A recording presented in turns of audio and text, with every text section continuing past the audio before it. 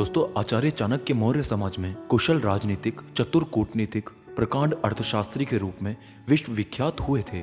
इन्होंने न सिर्फ सफलता पर अपने विचार साझा किए, बल्कि बुद्धि, विद्या, वाणिज्य जैसे गंभीर विषयों पर भी अपने विचार व्यक्त किए थे। अगर आप भी अपने जीवन में हमेशा रिश्तों की मजबूती बरकरार रखना चाहते हैं, तो आपको चाणक्य द्वारा बताए गए सूत्रों पर गौर करना चाहिए। इन्होंने न केवल रिश्तों को बरकरार की बातें सुझाई हैं, बल्कि यह भी बताया है कि लोगों के स्वभाव को किस तरह समझा जा सकता है और किस तरह के लोग कैसे होते हैं। तो आज की वीडियो में हम आचार्य चाणक्य द्वारा बताए गए कुछ ऐसे ही श्लोक को जानेंगे जो आपकी जिंदगी को बदल कर रख देंगे। तो वीडियो को एंड तक पूरा देखना। तो सबसे पहले चाणक्य कहते हैं कि वह पत्नी जो दूसरे पुरुष में रुचि रखती है, उसके लिए उसका पति शत्रु है। वो चोर जो रात को काम करने निकलता है, चंद्रमा उसका शत्रु है।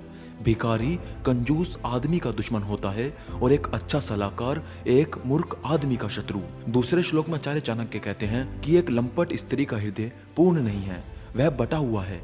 जब वह एक आदमी से बात करती है तो दूसरे की ओर वासना से देखती है और मन में तीसरे को चाहती है, इसलिए ऐसी स्त्री से दूर ही रहना चाहिए। तीसरे श्लोक में चाणक्य कहते हैं कि मूर्ख को लगता है कि हसीन लड़की उसे प्यार करती है और वो उसका गुलाम बन जाता है और उसके इशारों पर नाचता है, जबकि वह उससे धन पर आसक्त होती है। चौथे श्लोक में चाणक्य कहते हैं कि जब आदमी में शक्ति नहीं रह जाती तो वह साधु हो जाता है।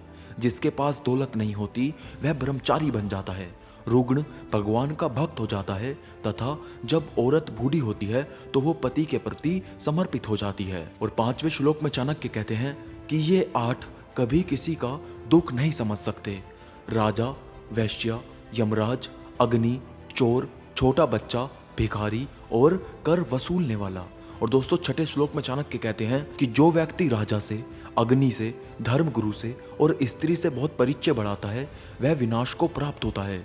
और जो इनसे पूर्ण रूप से अलिप्त रहता है, उसे अपना भला करने का कोई अवसर नहीं मिलता। इसलिए इनसे सुरक्षित अंतर रखकर संबंध रखना चाहिए। सातवें श्लोक में चाणक्य कहते हैं कि जिस प्रकार एक गाय का बछड़ा हजारों गायों में अपनी माँ के पीछे चलता है, उसी तरह इंसान के अच्छे बुरे कर्म इंसान के पीछे चलते हैं। आठवें श्लोक में चाणक्य कहते हैं कि ब्राह्मण को स्वादिष्ट भोजन में आनंद आता है, गाय को ताजी कोमल घास खाने में, पत्नी को पति के सानिध्य में और क्षत्रियों को युद्ध में आनंद आता है। और आखिरी श्लोक में चाणक्य कहते हैं कि वह ब्राह्मण जो भगवान की मूर्ति की संपदा चुराता है और वह आध्यात्मिक गुरु जो दूसरे की पत्नी के साथ समागम करता है और जो अपना गुजारा करने के लिए कुछ भी और सब कुछ खा जाता है, वह चंडाल है।